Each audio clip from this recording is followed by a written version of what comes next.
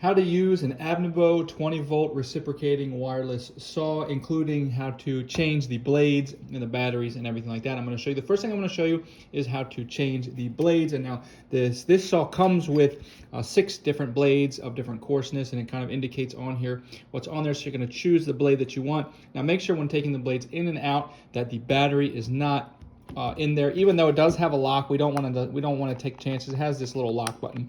We don't want to take any chances with electricity in this, so make sure the battery's out when you change the blade. So all we need to do to change the blade is, this has a release that we turn like this.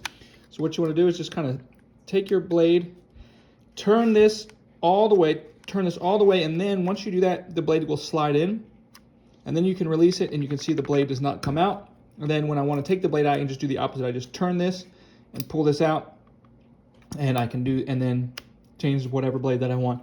Other thing so once I've done that, once I've got my blade and I'm ready to use it, then I can come in and slide my battery in.